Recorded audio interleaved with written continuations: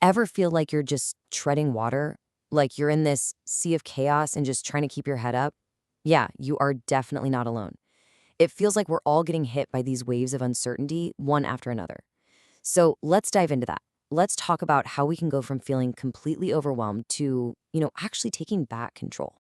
And this quote here, wow, it just perfectly captures the mood, doesn't it? I mean, think about it. You've got AI coming in and disrupting everything. Job insecurity, the economy feels shaky, politics are, well, chaotic. The list of things to be anxious about just feels endless. And it is so natural to look at all of that and just think, man, I wish anyone would just step in and fix this for us. Okay, but what if that feeling of powerlessness? What if it isn't just some vague mood floating around? What if it's actually a specific psychological phenomenon, something that's been studied and this is the important part, something that can be understood and actually overcome? Yeah, there's a name for it. Psychologists call it learned helplessness. And it's pretty much what it sounds like. After we go through a bunch of negative stuff over and over, we start to believe that, hey, our actions don't really have any effect. We start to think we have no real influence. But here's the kicker, the really crucial part. Because we believe that, we stop trying. And of course, that just proves our original belief right, reinforcing that awful feeling of being totally powerless. And get this, it's not just some passive feeling that happens to us. No, no. Learned helplessness is an active, self-perpetuating cycle. It's like a trap, and once you're in it, man, it can be incredibly difficult to get out. So there's been research on this. They looked at university students who've gone through it, and the studies show exactly how this cycle gets going. See, a negative event isn't just a one-and-done thing. It actually kicks off this whole chain reaction that just keeps reinforcing that initial feeling of being helpless. All right, so let's break this trap down step by step. It all starts with some kind of failure or setback, right? Then what happens? Well, we start dwelling on it. We just replay it in our minds over and over. That usually leads to us isolating ourselves, pulling away from our friends, from our support system. And that isolation, it just makes that initial feeling of helplessness even deeper. It's a vicious cycle. You can see how each stage just feeds right into the next one. So what fuels this fire of helplessness? Well, the research points to a few key things.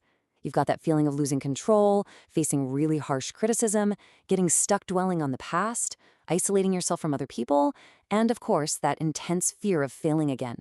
Think of each one of these as kindling, just making that fire of helplessness burn even hotter. Okay, so that's the problem, right? That's what modern psychology tells us is going on. But the key to unlocking this whole trap, it actually comes from a much, much older source of wisdom, a stark, kind of blunt, but incredibly powerful realization from the Stoics.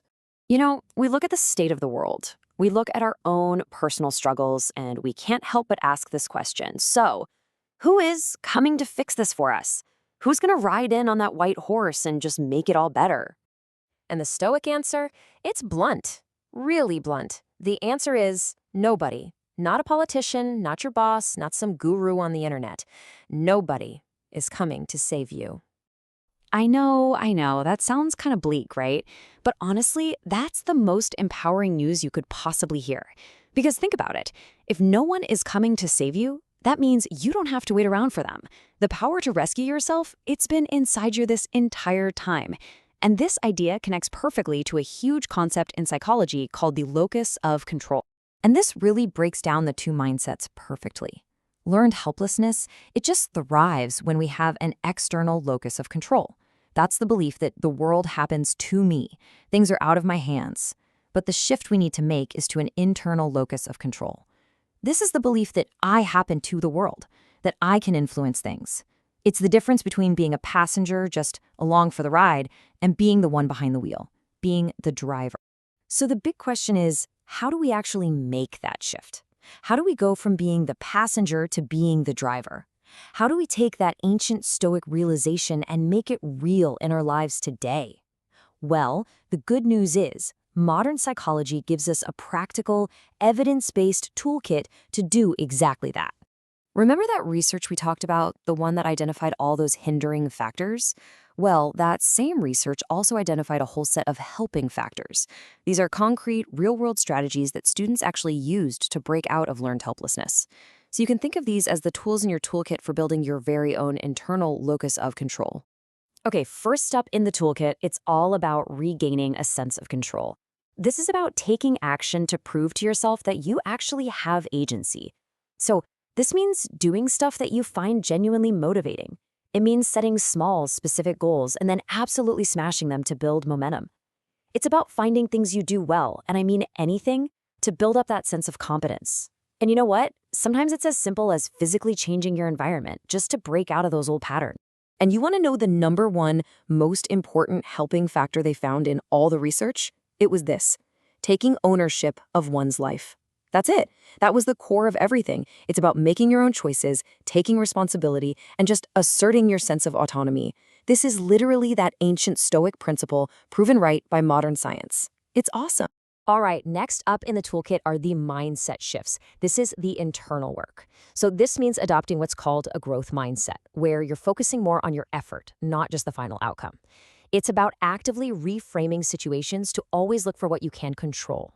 It's also about normalizing your struggles. You do that by talking with people and realizing, hey, you're not the only one going through this. And finally, it's about consciously building up your self-concept and challenging those helpless beliefs head on. And finally, let's talk about the daily actions that really cement all of this. These are the things you can do every day, like seeking out genuine corrective feedback that actually helps you improve. Taking care of your body. Seriously, never underestimate the power of good exercise and sleep. Helping other people. It's such a profound way to feel useful and capable. And then eventually, when you feel you're ready, you can choose to face that original situation again, but this time it's on your terms. So what we're seeing here is this beautiful convergence, right? You have this ancient wisdom from the Stoics that told us we always had the power inside us, and now modern science has come along and basically given us the instruction manual. So it's not about just sitting around hoping things get better, it's about actively making yourself better. And that brings us to the final, really powerful call to action here. Stop waiting around. Command yourself. As the Stoic philosopher Epictetus said, blow your own nose. Take care of your own business. Be the one. The responsibility is yours, but guess what? So is the power. And listen, this doesn't have to be some massive, life-altering thing overnight. It can be a tiny goal, a small mindset shift, one single healthy choice.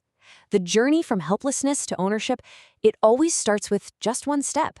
So, my question to you is, what is one thing you will take ownership of today? What's your step